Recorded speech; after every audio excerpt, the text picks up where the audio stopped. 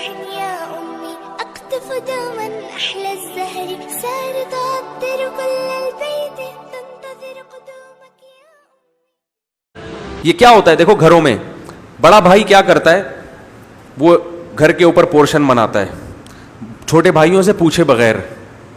ابا کی وراثت کے پیسوں سے کیا ہو رہا ہے, اوپر ایک اور پورشن بن گیا, اس میں کچن بنا دیا, یہ کر دیا, سارے چھوٹے دیکھ رہے ہوتے ہیں.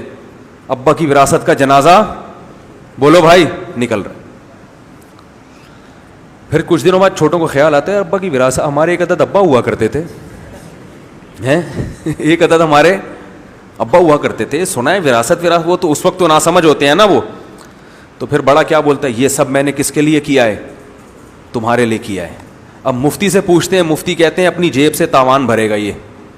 وہ کہتے ہیں میں نے تو ان لوگوں کے لیے کیا, تو آپ نے ان سے پوچھ کے کیا تھا ہیں, اور اگر پوچھ کے بھی کیا تھا تو یہ بتایا تھا کہ یہ تمہاری وراثت ہے جو تمہیں ملنے چاہیے تھی, لیکن میں اس سے اوپر پورشن بنا رہا ہوں. اتنی وضاحت کی تھی. پوچھ کے بھی کرتے ہیں لیکن ان بیچاروں کو کیا پتا. یہ سب بدماشیاں ہو رہی ہیں گھروں کے اندر, قرضے تقسیم ہو رہے ہیں. ابا کا انتقال ہو گیا تو فلانے کا قرضہ اتار دیا, ابا کا انتقال ہو گیا بڑی بیٹی کی شادی کر دی, اس سے پوچھے بغیر باقی وارثوں سے. تو یہ سب برائیاں ہیں معاشرے میں جو قرآن کی اس آیت کا پر عمل نہ کرنے کی وجہ سے ہیں. دلوں میں بغض پیدا ہوتا ہے, لڑائی پیدا ہوتی ہے, پتہ ہی نہیں چلتا. کئی لوگ ایسے آج مر جائیں نا تو کسی کو پتہ ہی نہیں ہے کہ یہ کس کا کتنا قرضہ ہے. قرض خواہ کھڑے ہوتے ہیں, کچھ جھوٹے بھی آئے ہوئے ہوتے ہیں لائن لگا کے, کوئی دستاویز ہی نہیں ہے, کچھ ہے ہی نہیں کسی کے پاس. تو آج جانے کے بعد سب سے پہلا کام کیا کرنا ہے, ایک ایک چیز کو لکھنا ہے. اور ایک اور بات یہ بھی کہ والد محترم کا بزنس ہوتا ہے جو انہوں نے پان کی دکان سے شروع کیا اور آج اللہ کا شکر ہے گٹکے کے کنٹینر ان کے پوری دنیا میں جا رہے ہیں. ایک مثال دے رہا ہوں. اب کیا ہوتا ہے کہ چھوٹے جیسے جیسے بیٹے جوان ہوتے ہیں وہ بھی ابا کے ساتھ بزنس میں شریک ہونا شروع. وہ بھی بیٹھ گئے تو ہوتے ہوتے کاروبار کہاں سے کہاں پہنچ گیا. ابا بوڑھے ہو کر گھر میں بیٹھ گئے اور سارا کاروبار کس نے سنبھال لیا, بیٹوں نے. اب ابا کا انا للہ و انا الیہ راجعون ہو گیا.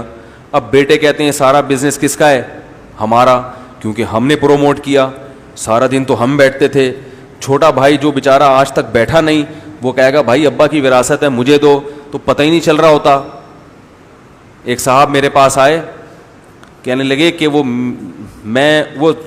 دیندار تھے, ان کو خیال ہوا کہ چلو میں اپنی زندگی میں ہی پوچھ لوں کسی مفتی سے کہ میں مرا تھا یہ بزنس ملے گا کس کو. تو وہ میرے پاس آئے, کہنے لگے مفتی صاحب میرے بیٹے نے میرے کاروبار کو زمین سے کہاں تک پہنچا دیا, آسمان تک, بہت ترقی دی ہے, تو میرے مرنے کے بعد اس کو اس میں سے کیا ملے گا.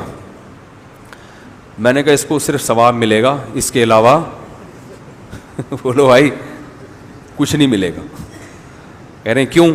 میں نے کہا اس لیے کہ پیسہ کس کا تھا, آپ کا. اسی کاروبار سے ارننگ ہوئی ہے, اگرچہ وہ بچے کی جیب میں آئی مگر وہی ارننگ اس پہ لگی ہے. تو اس نے محنت کی ہے. محنت کا الگ سے جب تک کوئی ایگریمنٹ نہیں ہوگا کہ محنت کے الگ سے اس کو کتنے پیسے ملیں گے, اس وقت تک یہ کسی رقم کا مستحق بولو بھائی نہیں ہے. ابا کی جتنی خدمت کریں گے, پیسہ بھی لگائیں, خون پسینہ بھی لگائیں, بزنس کو زمین سے آسمان تک پہنچا دیں, مرنے کے بعد ثواب کے علاوہ بولو بھائی کچھ بھی نہیں ملے گا.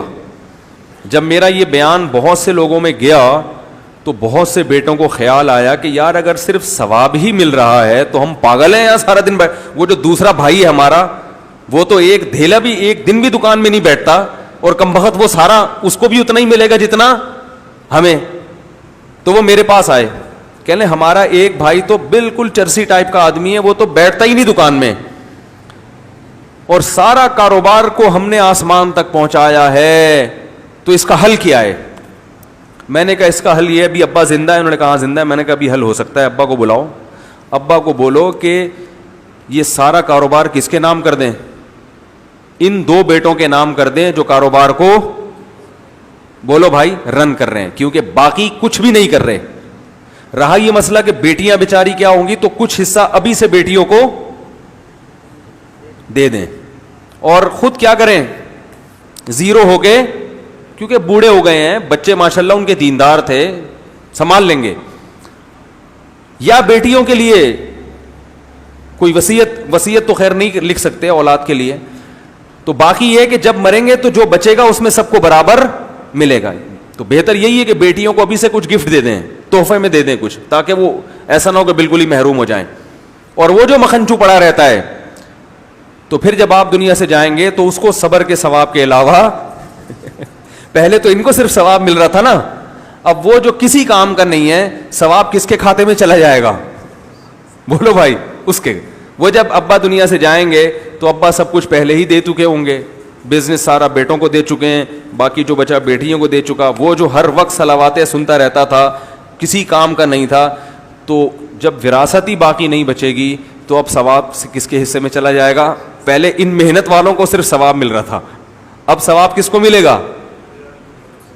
تو یہ ایک طریقہ ہے جو ان لوگوں کے لیے جو نالائق بیٹے بھی ہوتے ہیں جن کے.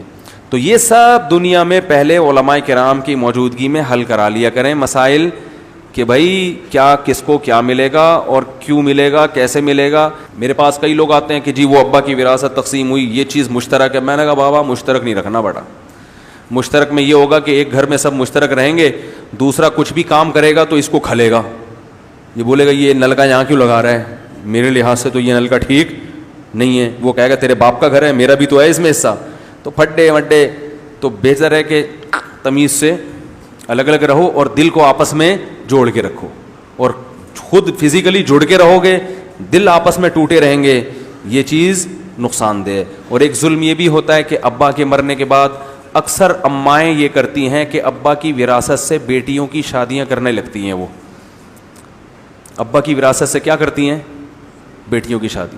بیٹے اپنا حصہ مانگے تو اماں غیرت دلاتی ہیں, دودھ نہیں بخشوں گی اور تیری بیٹیاں بھی ہو وہاں ہو, یہ سب ہو جاتا ہے.